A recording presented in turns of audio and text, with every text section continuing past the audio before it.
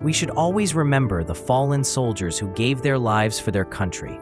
The brave Polish soldiers who never returned home lie in rest in many countries across the world.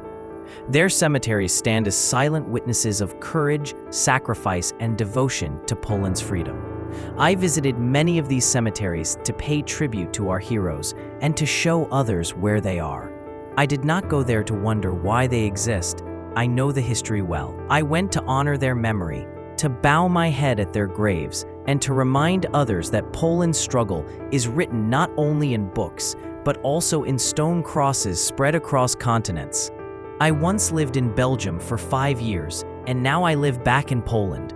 But during my time abroad, I often felt the presence of Polish history all around me. Walking through Belgian towns, you can still find traces of the war, reminders of the men who came from Poland to fight. The strongest reminders of all are in the cemeteries of Polish soldiers who never returned home. My journey began in the city of Lommel, only a few hours from where I lived. This is the largest Polish military cemetery in Belgium. Row after row of white crosses bear Polish names: Nowak, Kowalski, Zielinski. Ordinary names belonging to extraordinary men.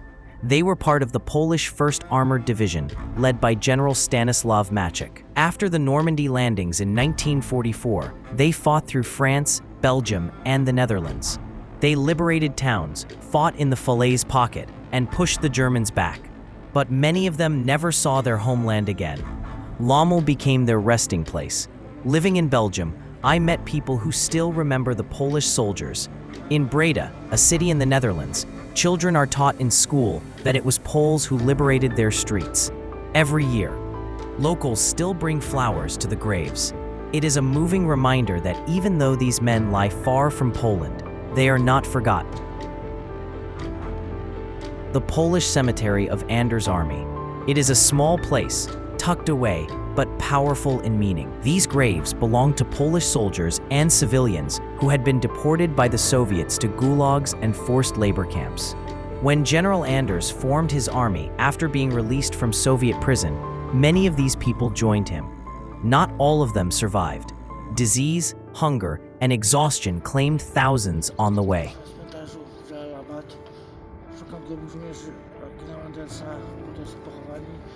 Że mnie tutaj tak powiedzieli, a oglądam cmentarze, chodzę, są same nowe, szczególnie bardzo stare podwyższone, a są nowe groby, widzę po latach, miejscowych ludzi, nie są żołnierzy.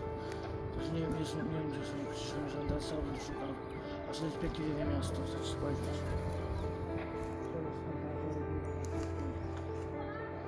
Jest tam, widać, nowy cmentarz, czyli nowy stadion, zaznaczmy Barcelony. Jest to Akademia Barcelony. Stadion. Cmentarz wygląda na bardzo zniszczony, bardzo stary, ale po latach są nowe groby, a nie właśnie grobu żołnierzy. Może nie mogę znaleźć. Ale tak wygląda cała.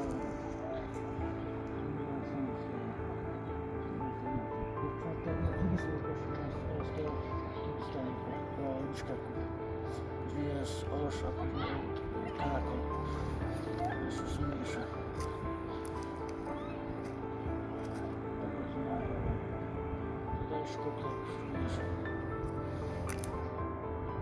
In Luxembourg, I visited the American cemetery where General George S. Patton is buried. There are no Polish soldiers resting there, but I wanted to include it because it shows the wider context of the war. Allied soldiers from many nations lie there side by side. Looking across the rows of graves, you understand that Poland's sacrifice was part of a much greater coalition of nations, all paying the same price for freedom. But if there is one place every Pole should visit, it is Monte Cassino in Italy. In 1944, soldiers of the Polish II Corps fought one of the toughest battles of the war here. They stormed the monastery hill, broke through German defenses, and paid dearly for it. The Polish cemetery at Monte Cassino is not only famous, it is sacred ground. General Anders himself chose to be buried there among his men. There are other cemeteries in Italy, Loreto, Bologna, Casamassima, each marking the progress of the Polish II Corps as they marched north. Like a trail of sacrifice across Italy, these cemeteries show the price of every victory. In France, near Grainville-Langenry, another large Polish cemetery marks the Normandy campaign. These graves belong to men who died helping close the Falaise pocket, and in Breda, in the Netherlands, the cemetery tells the story of liberation.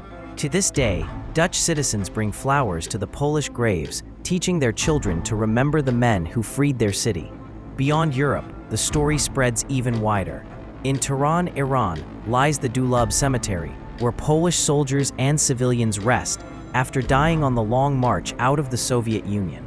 Through these journeys, I realized that Polish cemeteries exist everywhere, from Italy to Kyrgyzstan, from Africa to the Middle East.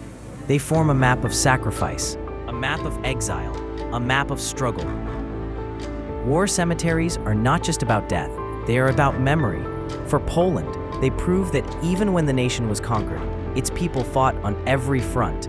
For the world, they're a reminder that freedom has a price, and that price was paid not only by the great powers, but also by Poland, whose sons rest far from home.